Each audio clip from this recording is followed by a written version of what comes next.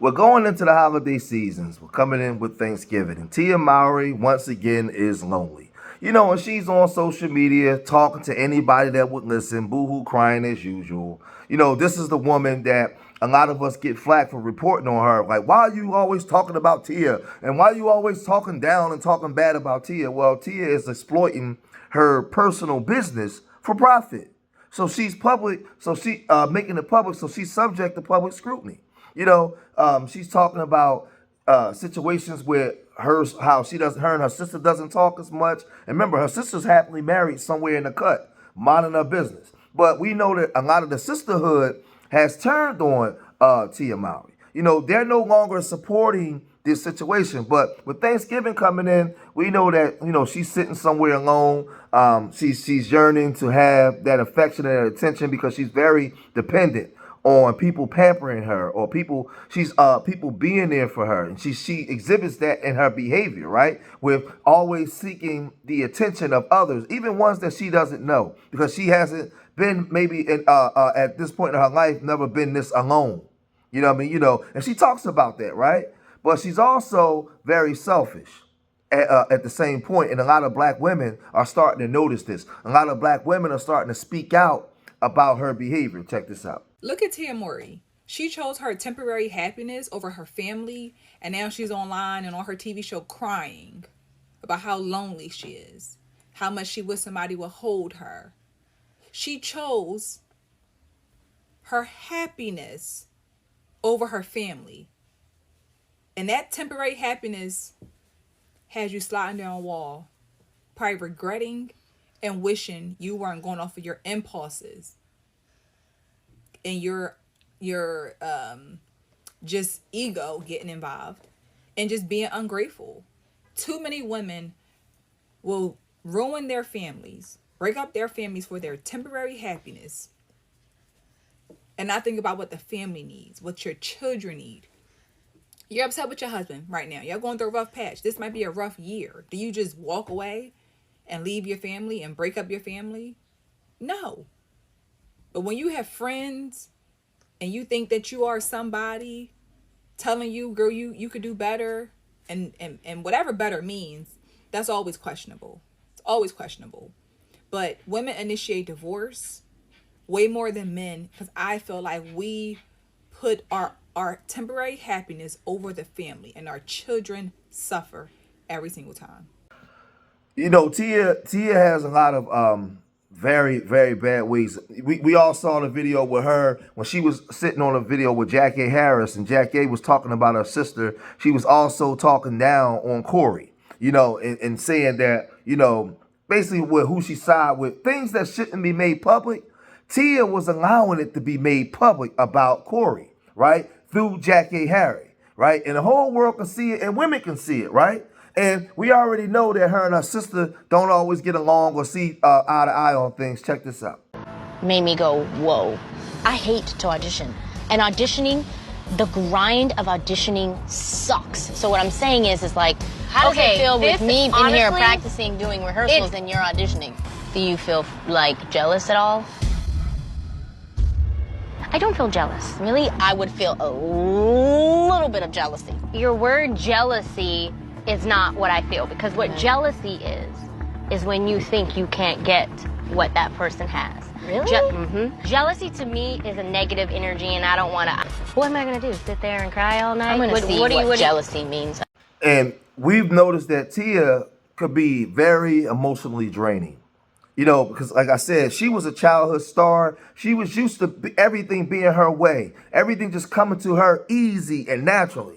And she said that she didn't lose her virginity till she was well off into her 20s. She didn't even start dating till she was 18. So actually understanding the world outside of Corey, it's like a foreign place. It's like you're stranded on an island alone. So she's trying to navigate through this world, trying to figure things out now as a 40-something-year-old woman. But this psychologist broke this down about relationships and getting back with your ex and when you should or when you shouldn't. And he said this. I was asking, what do you think about getting back together with your ex? So here's what I'd say. Not knowing anything about the situation, let's talk about exes for a second. You should only get back together with your ex if both of you are committed to working on the problems that made you exes. It's not about them having changed or you having changed. Both of y'all have to be committed to fix whatever crap caused y'all to break up in the first place. And if people are committed to that change, then it's not a bad idea, knowing nothing else about the situation. But if people aren't committed to that change, then you're in trouble. Now, a lot of times, I think when you break up with somebody and they're your ex for a reason. It's a reason why you guys broke up. Maybe there was some miscommunication. Maybe one partner might have liked one more than the other. One wasn't getting something that they was desiring from that person. Maybe somebody was an abuser. Maybe somebody was a cheater. And there's a whole lot of factors that can go into why a person may become your ex. A lot. You know, and I know this firsthand because before I got with my wife, I've had many exes. I've dealt with girls on many different levels, and we broke up for many different reasons. Sometimes it was my fault. Sometimes it was their fault. But as I get older and I have wisdom now, I understand that when a person is your ex, and I often say when somebody shows you who they are the first time, please believe them, because a lot of times they're not going to change. But she was dealing with. Tia was dealing with a man named Charles. And now remember, Corey Hardrick is her ex-husband. But she had an ex-boyfriend when they broke up, and she was dating this guy.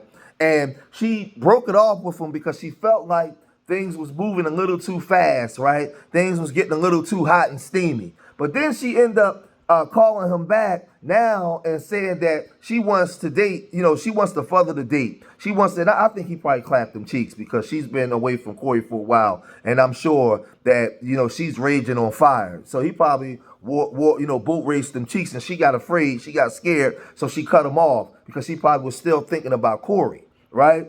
And because I'm sure he probably did, but she cut off the relationship. But now she's saying that she's okay, and she's finding out that she can be in control. She can say no. She can say yeah. And I told you guys, Corey was her everything. So she's never learned how to navigate life without Corey or not having her children around. She was always the childhood star, and everything was given to her. But now she has to come out and navigate life. So she broke it off with Charles, but now she's trying to get back with Charles. Right? And I'm sure Charles is putting that thing in a figure 4 leg lock, right? Because she's not around Corey no more. But this thing is crazy. And I told you guys, like, there's a lot of sisters. There are a lot of sisters that's just tired of the sister girls act, right? They're tired of her. And they're saying this. I don't understand why Tia and Corey got a divorce. I definitely was one of those people who was like, girl, why did you divorce him? Da, da, da. But now I'm like, oh yeah, I understand. Because Tia is draining. She's a lot. She's a lot. And she's high maintenance. And she needs someone who's able to keep up with her. And I think it got to the point where he was like, yo, I can't. Girl, you too much. I'm just thinking back to that episode they did together for that Love documentary, when he was trying to talk, and I think she jumped in and tried to say something, and he was like, he pretty much kind of told her like he needed to talk. But I think that was probably what was going on in their relationship, that Tia just needed so much validation, so much. She needed someone who was constantly there emotionally for her. Because if you watch her show, all her friends, them bringing Jackie, her friends, her cousin, all these people are coming there to cuddle her. I keep telling you guys, relationships is not something that's promised to you like life or death. It's something that you got to fight for, especially in a climate like today that's anti-relationship, that's anti-nuclear family. The society don't want families together. And a lot of times people don't want to see you together because they're miserable. And when you see her on TV crying and doing all these different things, she's trying to navigate through the world now, and she's experiencing something that she's never experienced before. The problem I have is she's exploiting it for profit. So now you meet Charles, and I don't trust Charles because you on TV exploiting your family. Here comes Charles. I don't know if I'd like to know, is Charles an aspiring actor or somebody out in Hollywood trying to be something? Because if he is, then it's all fake. Because now Charles is getting camera play, right? Camera play. So like I said, it's the holiday season. You know, she's going through whatever she's going through. We don't really know the situation with her and Corey. We know that her and Corey was together for a very, very, very long time. They have beautiful children together. And I know, just being married for 23 years, when you're with somebody that long, you don't just there's an interruption. You don't just get past that or get over that right away, because that person is like damn near inside your body. You've been with this person for so long. Like you have to learn now to live without that person. And that's not an easy thing to do. Like I said, I've been with my wife for 23 years. 23 years. That's a very long time. You know what I'm saying? I'm 49. 23 of those years I've been with this woman. So I watched babies come out of this woman. I watched this woman go from her 20s to her 40s. I watched her gain weight. I watched her hair turn gray. I watched children grow from young babies to grown-ups. I've seen grandchildren come. So I've experienced all of this with this woman. So, and you just think that when it's over, you just get to walk away. No, no, no. There's a lifetime of memories, of lifetime of experiences that I've had with this woman. So, so now here comes the new guy. Man, I don't know about that. I don't know about that. I don't know if you can come in and take Corey's place, or if her heart is still as her heart may always be with Corey and the family, but she's yearning to see what's going on outside of that experience, because she's never had any other experiences other than Corey. And that's the tricky part for this new guy. I don't care what you do, what you're doing inside that thing. Her heart is with her family and with the legacy that she created first.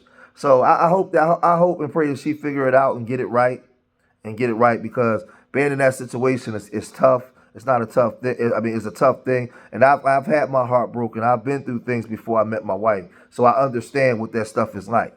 But I'm glad that I got my family. I'm happy. Everything is going right for me.